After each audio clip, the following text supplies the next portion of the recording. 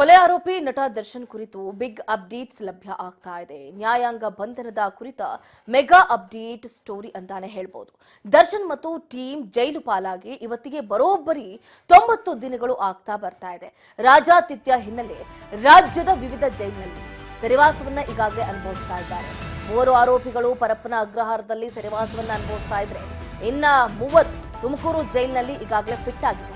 ಉಳಿದಂತೆ ಧಾರವಾಡ, ಬೆಳಗಾವಿ, ದಾವಣಗೆರೆ, ಶಿವಮೊಗ್ಗ ಸೇರಿದಂತೆ ಬಳ್ಳಾರಿ ಜೈಲುಗಳಲ್ಲಿ ಸೆರೆವಾಸವನ್ನ ಅನುಭವಿಸ್ತಾ ಇದ್ದಾರೆ.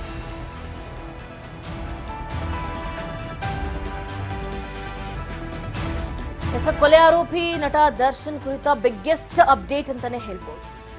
ನ್ಯಾಯಾಂಗ ಬಂಧನದ ಕುರಿತ ಮೆಗಾ ಸ್ಟೋರಿ ರಿವೀಲ್ ಆಗ್ತಾ ಇದೆ. ದರ್ಶನ್ ಮತ್ತು ಗ್ಯಾಂಗ್ ಈಗಾಗಲೇ ಜೈಲು ಪಾಲಾಗಿ ಬರೋಬ್ಬರಿ 90 ದಿನಗಳು ಆಗ್ತಾ ಇದೆ.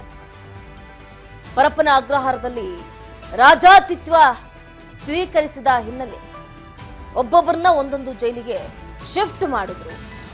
ಈಗ ಅಲ್ಲೆಲ್ಲರೂ ಕೂಡ ಸೇಫ್ ಅಂಡ್ ಫೈನ್ ಆಗಿದ್ದಾರೆ ಅಂತಾನೆ ಹೇಳ್ಬೋದು.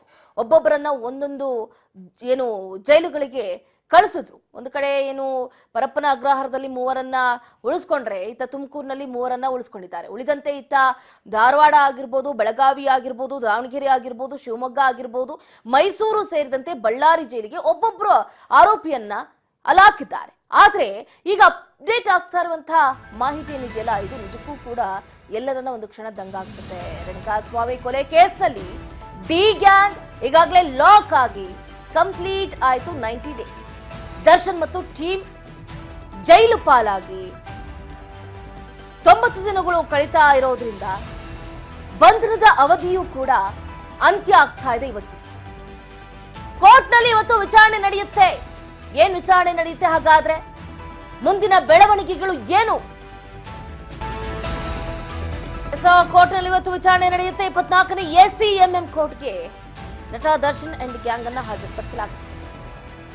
ವಿಡಿಯೋ ಕಾನ್ಫರೆನ್ಸ್ ಮೂಲಕ ಜಡ್ಜ್ ಮುಂದೆ ಆರೋಪಿಗಳನ್ನ ಹಾಜರುಪಡಿಸಲಾಗುತ್ತೆ.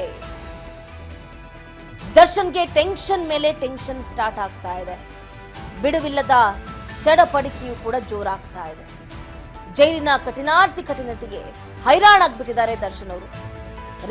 ರಿಲೀಫ್ ಬೇಕು ಅಂತ ಕೇಳ್ಕೊಳ್ತಾ ಇದ್ದಾರೆ. But no relief.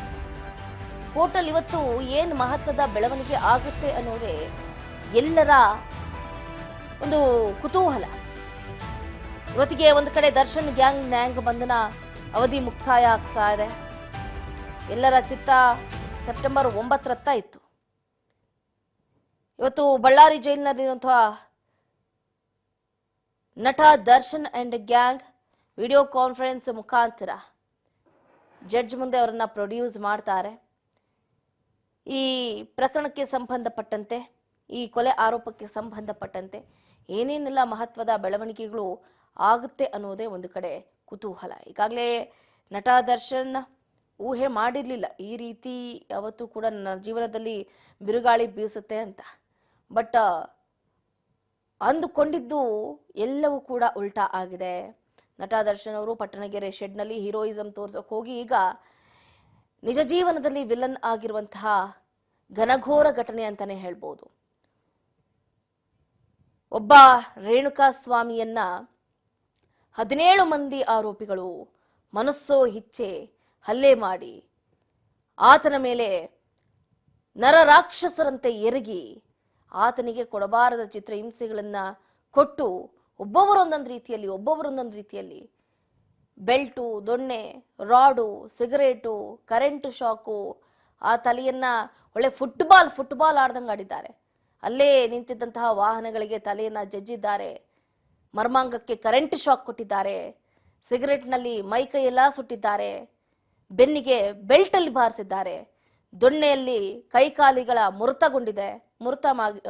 ಒಡೆದಿದ್ದಾರೆ ಅಷ್ಟರ ಮಟ್ಟಿಗೆ ದೊಣ್ಣೆಯಲ್ಲಿ. ಅಷ್ಟೇ ಅಲ್ಲದೆ ರಾಡ್ನಲ್ಲಿ ಎಡಭಾಗದ ರಿಬ್ಬೇನಿದೆಯಲ್ಲ, ಎದೆ ಭಾಗದ್ದು, ಆ ರಿಬ್ಬು ಮುರಿದಿದ್ದಾರೆ. ಇಷ್ಟೊಂದೆಲ್ಲ ಹೀನಾಮಾನವಾಗಿ ಒಬ್ಬ ವ್ಯಕ್ತಿಯನ್ನ ನಟ ದರ್ಶನ್ ಅಂಡ್ ಗ್ಯಾಂಗ್